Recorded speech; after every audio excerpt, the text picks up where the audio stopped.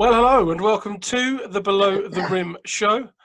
British basketball, sometimes NBA, more likely British basketball, but today we've got a special guest. Let's introduce the fellas first. Ads, how you doing? Hey, guys. Josh, my man. How are we doing, fellas? We okay? Daz? Been relegated. Been relegated. Outrageous. Outrageous. I'm going by the pictures. It's my bad. And our special guest, it's not Daz. He's not a special guest. He's here all the time. It's Mr. Richard Mollard, co-owner of the Plymouth Raiders, cyclist extraordinaire. As if you've been watching on social media, him and a few of the other guys from the Raiders have been clocking up the miles for a good cause. How you doing? I'm all right. I'm all right, chaps. How are you all? All right? Going well. Work. You're all looking enthralled to be here.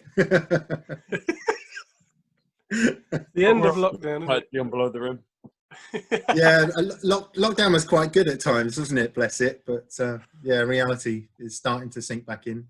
Well, we'll kick things off. Tell us, I know the story because we've talked about it already. We've done various things, obviously, for Raiders media more than anything else. But the deal, probably the deal of the last, well, I wouldn't even know where to put that, decade at least in terms of British basketball clubs and what you've done with BAU Global, BAU Global. Just a fantastic thing for British basketball in general. Obviously, it would appear there's been kind of branch-offs from that. London Lions have got funding as well. It's maybe seeing British basketball as more of a viable point when somebody like, your investors have come in and done what they've done. But tell us the story of how it came about. Yeah, it's an interesting one because it's a little bit of right time, right place. As most people know, we work hand in hand with Marjon, the university here in Plymouth, or one of the universities here in Plymouth. We do a lot of educational programs. So that's part of our foundation. So we're sort of well known for our community and educational programs. And BAU Global actually purchased 60% of MLA College here in Plymouth around about, must have been 18 months ago now. And they just happened to be wandering through Marjon one day, saw PJ and the boys training, and Bashak Aktamir just made a beeline across to PJ and said, well, what's going on here? And had an introduction from the Vice-Chancellor at Marjon, and yeah, kind of the rest is history, really. So they got talking, and one thing led to another, and here we are. So a little bit of luck. Fantastic stuff. Fellas, I'll open the floor. Ads, you want to go first, my man? Sure. Yeah, it's great to meet you, Richard, because I'm really interested in all this stuff because I was around when the Giants in 1999-2000 won a championship. Everyone was ready to re-sign, and then someone walked in the dressing room and said, "Right, it's all over. The money's gone. They're pulling out. It's all over." So, kind of seeing the Giants re-emerge was a great thing. But I've always admired, literally from afar, the Raiders setup. I'm always saying to Pabz how great it looks as a night out. You know what I mean? And so yeah, I just wanted to congratulate you on it. It just looks great what you're doing down there. You might have seen that our arena is a bit of a downer at the moment. Work in progress, yeah. Work in progress. So yeah, I mean, what's with everything that's happening at the moment? What's been the move? Because you sort of hear bits and pieces about the fact that the BBL, the owners, all have a decision in what goes on, and apparently there's these sort of meetings that are going on a regular basis. Yeah. Can you clear up what actually is the involvement between the franchises and the BBL and the decision-making process? Yeah, absolutely. Well, we do indeed have a weekly call at the moment, normally on a Wednesday afternoon. And yeah, I mean, just dispel any myths. We all have a really good working relationship. We talk a lot about how we can improve each other, and because all of us working together and improving individually helps the league improve. So certainly when we first took on the franchise down here in Plymouth, I spent a lot of time talking with Paul Blake, for example, and Russ Livingston, and actually your own Manchester Giants, Jamie, now come on board. So some of last week's call was really a lot of us giving Jamie some advice and based on questions he had, and I've touched base with him individually. So yeah, we do have a call. It's chaired by Andy Webb every single week, and yeah, and we're all the shareholders of the league basically. So decisions tend to be made that way. We have an independent board as well who sort of take other decisions kind of away, but we have two representatives from the clubs, which is Yuri Madishin and Kevin Routledge, who sit on the independent board. But yeah, we all work really well together, and actually the calls recently have been very useful. Yeah, no, we all work really closely together. We've got a really good group. Everyone's got lots of good advice, and I mean, the other thing is that franchises work different ways in different places. So actually, that was an interesting conversation we had with Jamie last week. He was talking about how would you go about marketing, and really, it depends on your market. You've got to understand your specific market. The way I would do it down here is probably different to the way Cheshire would do it, and certainly different to the way Vince would do it in London, for example. So it's horses for courses. But yeah, we all work really well together. It's a really good group. That's my man. Let's go to you. Oh, hello. I've got some other questions just about how the team's gone, and thinking particularly about the playoffs, because for a couple of seasons, and I don't want to be disrespectful in any way, but Plymouth have been so close and then just missed out on the playoffs. So how big was it to make the playoffs last year after a couple of quite traumatic near misses? Yeah, it was great. I mean, that was our aim when we first took over to come in and make the playoffs. That first season was difficult. We had around about 6 weeks to recruit a coach and a team before the season started, or for our first pre-season game. So we were under a bit of cosh to get it done. Yeah, the second year we sort of were able to hit the ground running. I think we had a great sort of trio in Dante, Deuce, and Josh Wiltshire as well. But yeah, it was huge for Plymouth. I mean, and to exceed our expectations, then sort of going away and beating London on their home floor, the number one seed, to get through to the semis was even better. So yeah, it was huge. It really lifted everyone in Plymouth after a lot of hard work. Can I just ask a question about the way the playoff seeding happens, and the fact that, so you've just done the impossible. You've slayed the beast, the best team in the country, London Lions at that time.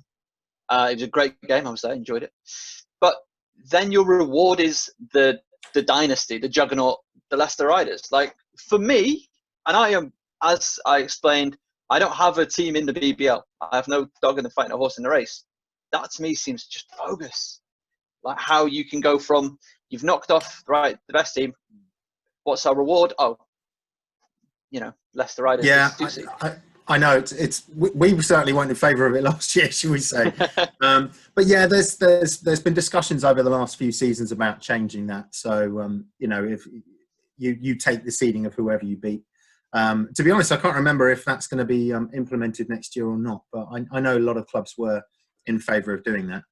Andreas in particular, because I think he's been caught out on that a couple of times now. So yeah, so I think that's something that probably will be changed. But to be totally honest, I can't remember if it's something that's being changed for next season or not now. But yeah, it's definitely been discussed, because yeah, I completely agree. I mean, we didn't really want to be playing Leicester after knocking out Lions, but never mind. Got to beat the best to win, I suppose. So can't complain too much. Ross gave me some free pizzas after the game. That's Leicester hospitality. So good stuff. Josh, my man. Richard, quick question for you. Now, I'll go back to the history of Plymouth Raiders when they first came into the BBL. They came in 2004. They were a very decent team at that point, and then they started to really rise up sort of the ranks in the BBL and became arguably a top 5 team. Now, the years from 2012 to I think 2000, or I think till Paul James got there, those are some really, really tough years they were, because the club had so many people that had come in and out, a lot of coaches, a lot of players. Why is Paul James the right coach for Plymouth Raiders? I mean, I've worked with Paul before, as you know, in Guildford, and he's, well, you know him as well as I do. He's been around the league a long, long time. The really interesting thing about us bringing PJ in was the fact that he was able to look at things from a different perspective as well. So, we looked at, I've been around different clubs, but I've obviously been around Plymouth for a long time. And even I won't necessarily see things that PJ will see completely coming in fresh from the outside. So that was really good when he first came in. I mean, why is he the best person for the job? I mean, if look at his record from going back in history, but also he's won trophies pretty much everywhere he's been now. The first season he's with us, he takes us to a semi-final of the playoffs under difficult circumstances on a team that still doesn't have an enormous budget. So in a way, getting the semi-finals was overachieving for us. And but if you talk to Paul, I'm sure he'd tell you he was disappointed that we didn't get further and we didn't finish higher, because I think we went into that last week with the opportunity of finishing fourth in the league. So, we can't really be too disappointed, but at the same time, I'm sure BJ was. And I just think this year was really difficult because we had a lot of distractions going on behind the scenes, obviously with the new investment coming on board, and that was fairly well known around certainly the staff and the coaching staff, and players became sort of aware of it towards the start of the new year as well. And it did 100% become a distraction. So last year we're kind of putting aside and saying, well, we know why that was, but really looking forward to sort of having a more competitive budget moving forward and seeing what PJ can do with that. When people know you've got that budget, it's obviously BAU Global is a huge thing. There's a large, there's a big finance behind it. I'm assuming you've been approached by a number of agents and things offering players as opposed to having to go and find players. How's that been? Well, you get approached by agents all the time, whether you want to or not. But yes, certainly not long after the takeover, I know PJ had a couple of calls from people offering sort of ex-NBA players. And we're like, whoa, let's not go crazy. But yeah, I mean, we're still not going to be crazy. There's still a budget in the league, a salary cap in the league that has to be adhered to. So, we're on the same structure as everybody else. We've got to stick to that. But also, I don't think we need to be spending crazy money to do it.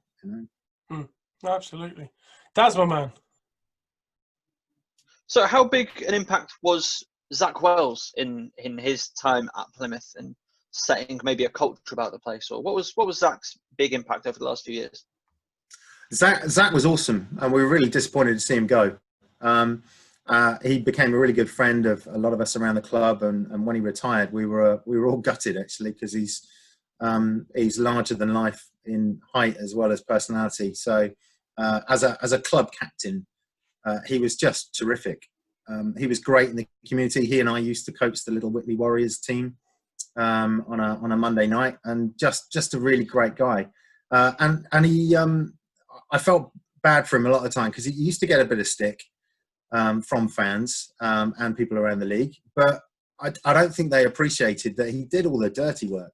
He was fantastic on defense. He would do a lot of the dirty running, and he wasn't there to score 20 points a game. But people used to get frustrated because he wasn't scoring.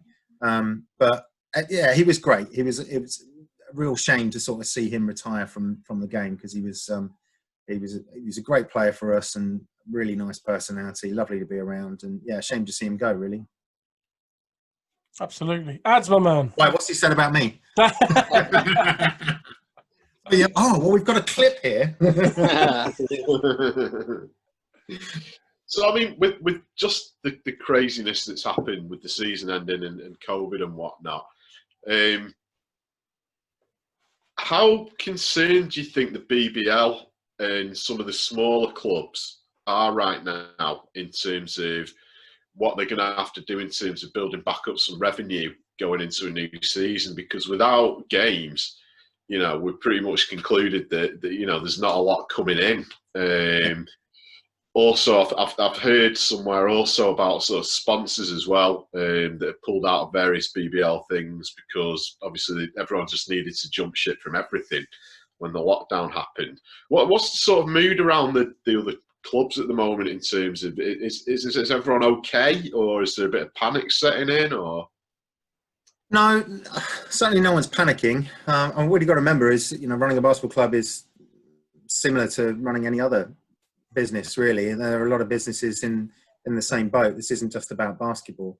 Obviously, there's a lot of uncertainty. And again, we were saying earlier, it's horses for courses in the way that clubs raise their revenues, because some raise it with ticket sales, others will raise it through community programs and foundations. And we're a little bit of both. We don't get a huge amount of income from ticket sales because the venue is quite expensive. We don't get secondary spend.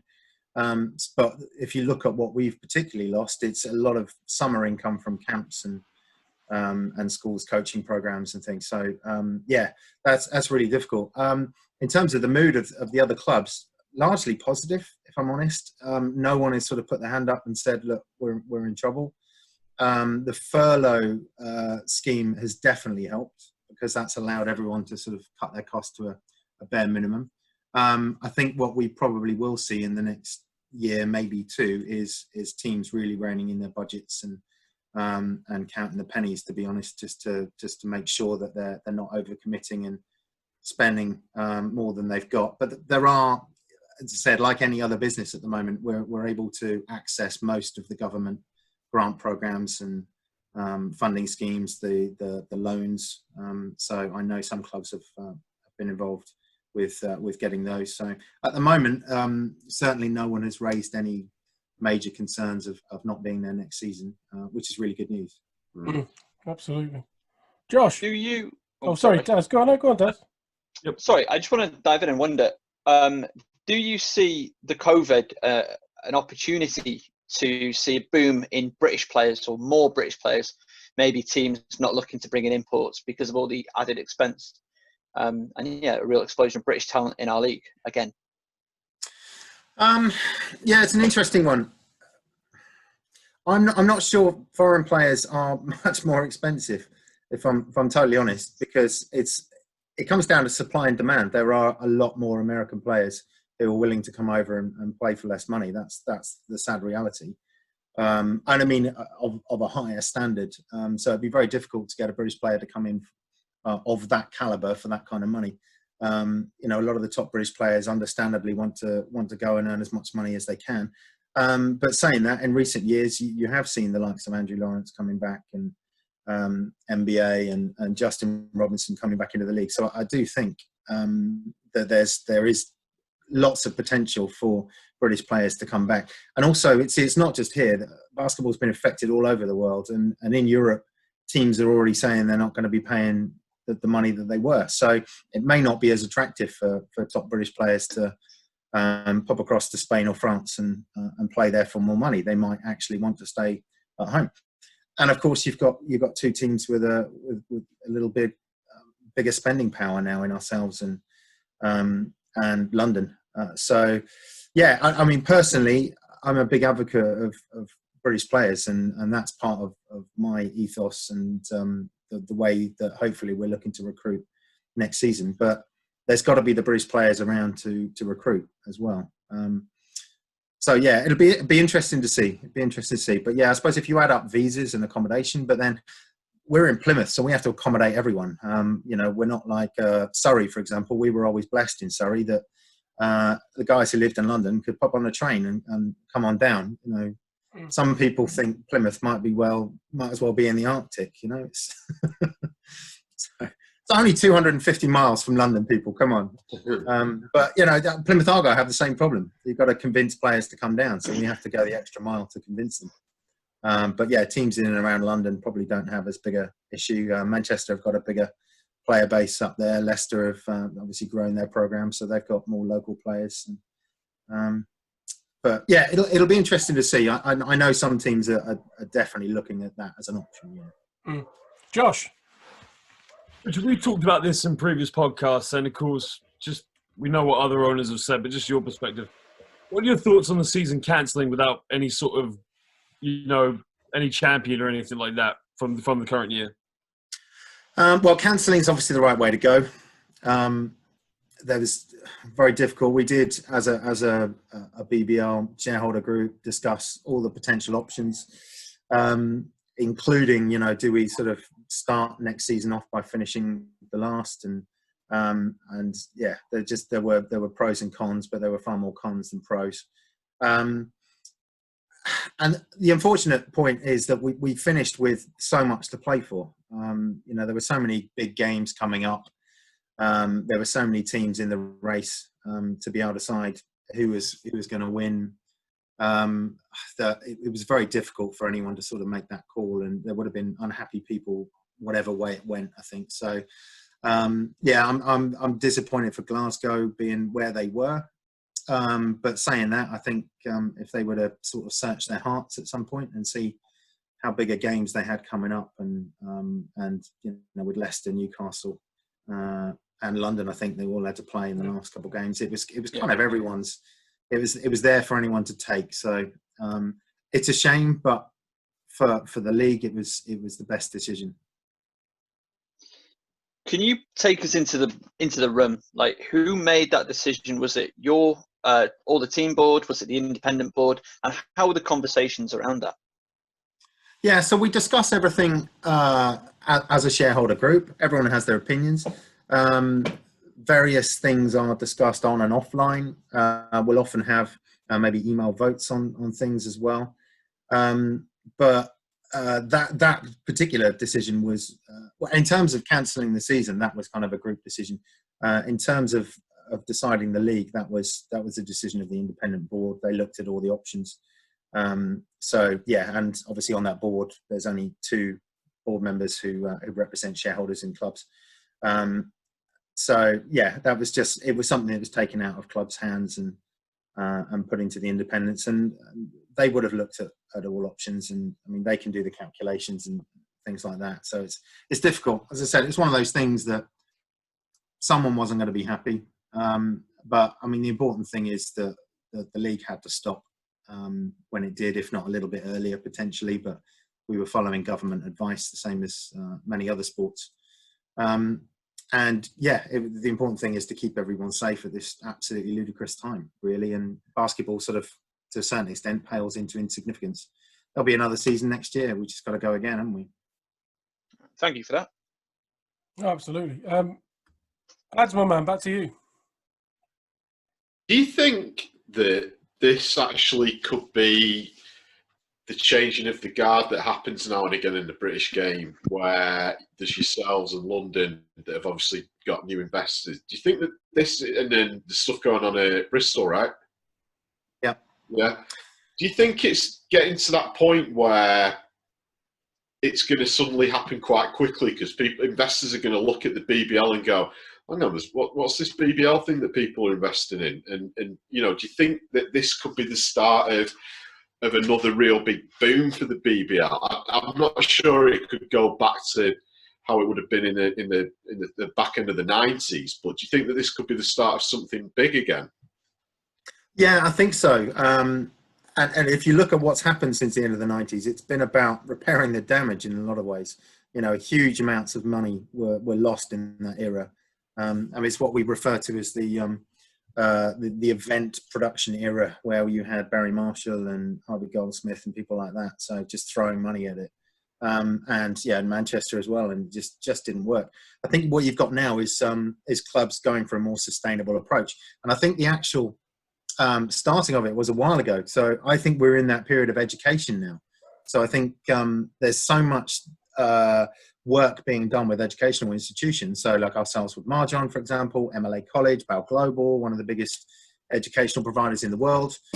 You've got Worcester obviously owning a team now, Surrey owning a team now. Newcastle and Leicester have fantastic relationships and partnerships with their local education providers. So I think we're in that new era of educational partnerships now. But saying that, you only have to look around the world at how big basketball is and then try and find a market where basketball isn't achieving what it should be. And the first place that comes up is here. Basketball should be doing better. And what's it missing? Probably just a bit of investment. And I say a bit of investment, but I think the league could be transformed if someone came in and popped £10 million on the table. It really could, because suddenly we'd be looking at some decent television exposure again, the marketing exposure. But if you look at participation and what's going on in the country, we're still up there and bigger than some of the other sports. What we're challenged against is those kind of public school sports, and who makes the decision on where money goes? It's government, and yeah, they don't necessarily understand or appreciate the benefits of basketball. So that's the kind of world we're living in. But yeah, I mean, I wouldn't say MLA and BAU Global have necessarily invested in us as an investment. They're passionate educators, but they're also passionate about sport and education together. So, you know, that's more of the reason they've done it, other than think, you know, they definitely haven't come into it thinking they're going to get a return. If that makes sense. No, absolutely. That's my man. We were talking last night about the growth of the BBL and talking about maybe relegation promotion. How important would expansion to more franchises of the BBL be? It would be great. Yeah, it definitely would be great. It'd be obviously playing teams 3 times isn't ideal. So, you know, the opportunity to travel to 5 or 6 other places in the country and then spread things out a little bit more. I mean, you've got huge markets at the moment with massive potential, and no basketball team. Birmingham being an obvious place, for example, it's a huge market for Birmingham, for basketball in Birmingham. But it's trying to find someone to run a franchise there and run it successfully is difficult. It's a tough ask. It's a little bit like London in that respect. London is almost about 4 or 5 different markets, plus you've got all the football teams to compete against and rugby, and you know, it's very, very difficult. But yeah, it would be huge, and you've got some teams sort of knocking on the door at the moment. You've got the likes of Worthing and Solent, who are doing really well. Reading for many years have looked like they've got potential. As I said, if there was a team Birmingham way, Liverpool is another great city that would be fantastic to have a team. But you've got to have people behind it who have a sustainable business plan and are willing to stick to it. And a venue. Oh, God, and a venue, yeah. Well, didn't the Birmingham played out of 3 venues in one season, didn't they? They played out of the NIA, the NEC, and Aston Villa Leisure Centre, if I remember rightly. Yeah, Sheffield was a bit like that as well, wasn't it? With Ponds Forge. Yeah, EIS, Ponds Forge. But they played in the arena, didn't they? Going Sheffield back Arena, yeah. 90s. Josh, my man. Richard, I've got a question for you, because, you know, one thing I love about Plymouth is the pavilion and the atmosphere and the fans you've got. I mean, the Plymouth fans are very vocal. They're very passionate.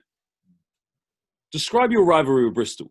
What's it like when you guys play? I've never been to that game, but what is the atmosphere at the pavilion or at Filton College when you two play against each other? Oh, it's good. They never give us tickets for Filton College, so, you know. No, it's great. We have a really good bit of banter with Bristol. We always like to have a bit of cheeky social media before and after, and yeah, it's all done in good faith. I shouldn't say that. It's like, no, we hate each other.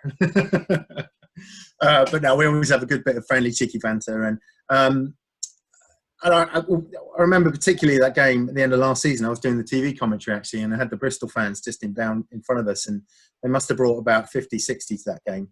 And it was brilliant, because they were shouting and cheering, and the passion was there. And I mean, as we know, at basketball matches, you can have lots of rival fans and you don't get any trouble. You know, it's just a friendly, cheeky rivalry from little kids of 3 or 4 years old up to 90 plus. You very rarely get anyone stepping out of line, and if you do, then the people around them tend to self-moderate. So it's great. We always look forward to the Bristol games. We always have a bit of a cheeky social media banter about them. You know, Battle of South Westeros, I think, was the one last year. And some of Andreas's comments about losing, and they didn't win, we lost, or something like that. So that was always good. But yeah, it's good fun. It's good fun. If you have a rivalry like that, you've got to make the best of it. They didn't win, we lost. That's like when what was it?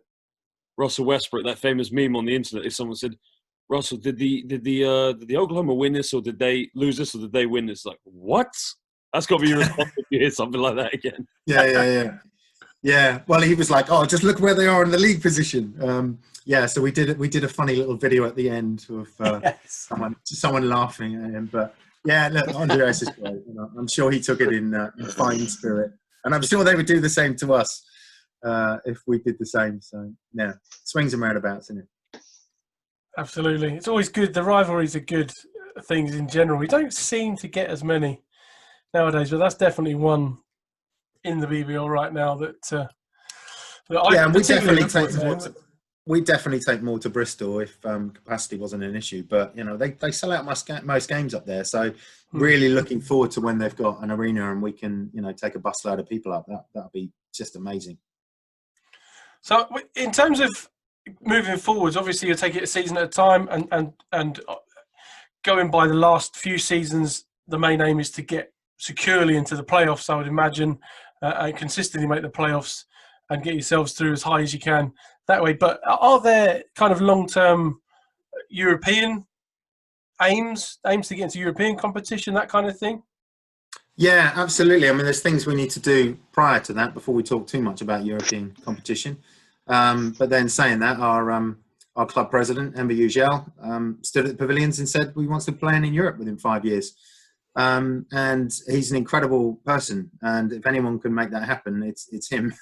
So if you look at what he's done in business over the last 50 years, it's really phenomenal. So I've got no reason to doubt that if that's his aim, that's what we'll go for. But we've got to. It's not just about performing on the court, and we've got to firstly win something in the BBL to make that happen. We can't just knock on the door, or I don't think we can. It never used to be the rules, but it's not been something I've considered in recent seasons, if I'm honest. But yeah, we'd love to. But the other thing is the pavilions. It's not big enough, so we couldn't hold European games there because we're looking around about 2,500 seats that we would need. So that's another problem we'd have to overcome. And I've not made it much of a secret of my desire to see a Newcastle Leicester stroke facility built in Plymouth. There isn't one in the southwest at the moment. So it would be a massive hub. So I've been having discussions with the council for a number of years now about making that happen. And our new partnership with BAU MLA and Mr. Ugel is only going to help that, hopefully. So yeah, it's not just about winning something on the court and putting teams together. It's about the logistics and the facilities behind that as well. We'll start to kind of wrap things up. Ads, you got any more questions, my man? No, it's really. I really wish you guys all the luck in the world with it, because I know that the pressure that you're under as franchise owner in the BBL it's a tough old gig. But I'm really sort of hyped that teams are beginning to get bought out, if that makes sense, and there's ownership changes, because I think it's only going to help bring the game back to where it needs to be, because it's pretty sad where the dramatic fall from grace it had, and with the amount of interest there is in the sport, now's the time to really embrace it and just try and smash it out of the park again.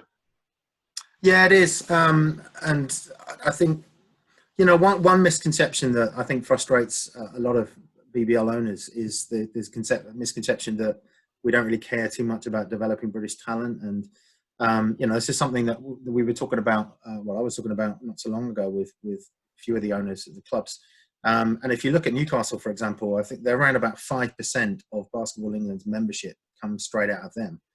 I set up local junior leagues last year here in Plymouth. So we've gone from having around about 100 kids playing every year till we'll have around about 600 plus next year. And, Cheshire do huge work. London do huge work. Leicester obviously do an enormous amount of work. And this is all about sustainability as well. So if you've got, for argument's sake, 2,000 people in your membership database who are playing on a regular basis, 2,000 kids in your junior development programs. These are kids who want to come to games and have parents who are happy to buy tickets for games. And, but these kids will also grow up in 10 years' time and be ticket holders themselves or sponsors themselves. And, so I think if you look at the way that the league has bounced back from those issues, because, the Barry Marshalls and Harvey Goldsmiths, they didn't care less about developing the sport. It was all about lights and music and shows in arenas. Whereas nowadays it has become a lot more sustainable, and teams really are focused on sort of growing that next generation. So I think that's a lot to do with it. So, just wanted to talk about that misconception that, there aren't many more passionate people about developing basketball than the people we have in our ownership group, I would say. Diaz, my man. It's really great to hear you talking about developing the game and growing the sport of basketball. You have a women's program, as far as I'm aware. Is there any desire from within the Raiders to bring that up to WBBL standard? And is that still a license issue between the BBL and the BBF that you should have a women's program at a certain standard? There's it's been a while since I've read it all, but there is, if you don't have a WBBL team, you have to be working towards it. Yeah. I think that's part of the goal. But again, it's not as easy as that, unfortunately. We actually have a local league women's team who we're building up again slowly over the last couple of seasons. Next season we're looking. Part of what I've done with Marjon as well, and sort of putting that partnership into place, is to look at setting up a women's basketball program there too. So I would hope over the next couple of seasons we'll look to be able to take the women's team into National League again. But getting to WBBL is it's a little bit harder again, because again it comes down to facilities and costs. Probably the next step for us will be to have a second team in NBL. So it won't be this year, I don't think, but next year we'll definitely be looking at having a Raiders 2 entering Div 3.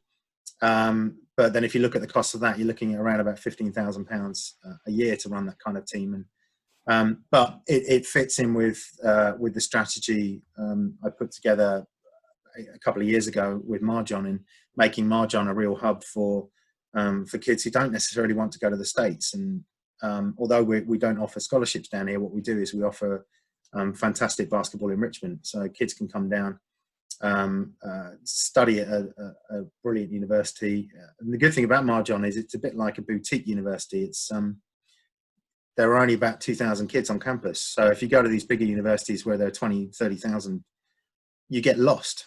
At Marjon, you can be in a class with 10 people and have 2 lecturers between you. It's fantastic in that regard. And yeah, we're just very open and honest with people with kids. So Danny McGee works really closely with anyone who's really interested in coming to study at Marjon. Studies definitely first, basketball second. So if they're not doing very well at the study for some reason, and we have to give them a break from basketball, we do. But it's about that other option. So there are a lot of kids, and it's a bit of a bugbear of mine. So many kids going away to college now who, and don't get me wrong, I think it's the best path for most kids who are talented enough. But I think there are kids who are going there and being promised things, and they're coming back after a year saying, well, hang on, that's not what I was promised at all. And I know there are academies in this country who are pushing kids that way simply to get stats up. That might be slightly controversial, but we know it happens. We've seen players come back to us at Marjon and just be really happy to get a British University degree in a great setting and be around the BBL and the basketball coaching. But yeah, WBBL is, coming back to the original question, that's definitely part of it. But we've got to build that foundation up first. We can't just throw a squad of 15 girls into National League and hope they survive. It's we've got to build that talent up. We've got to have the foundation below. And if you look at the amount of girls that we've got playing in our under 12s program now, it's fantastic. And they're going to slowly move up. So it might be 3 or 4 years time that we've got a really talented under 18s team, which turns into a Bucks team, which turns into a National League program. So yeah, it's about walking before we can run, rather than just sort of diving in and hoping it works. And Josh, my man. No, Richard, all the best to you. I'm really happy that you got James. Like I said, yeah, I've known him since I was like a baby. He's pretty much family. I think that's a great addition for you. And I'll give it 2 seasons for you guys to pick up your first trophy. 2? Is that including last one? Well, fellas, thank you very much. Mr. Richard Mollard, it's been a pleasure. Thank you very much. I'm still available for commentary, by the way, next season. Oh, yeah, you took my job. I really enjoyed doing that. Never mind. It was good when you came back up and we did it together when Phil couldn't make it that time. I know, I'm much better than Phil, really, aren't I? No comment. It looks like he's been enjoying himself on the OT, the overtimes. Oh, I know. Yeah, I think we've actually overdone those videos now, but we just have fun doing them. So if people watch them, it's a bonus. If not, it doesn't really matter. But yeah, we have fun. So, but yeah, they've loved it actually. And they've had some really great guests on too. Well, thank you very much. We look forward to seeing you in action next season. Good luck and take it easy. Pleasure. Thanks, chaps.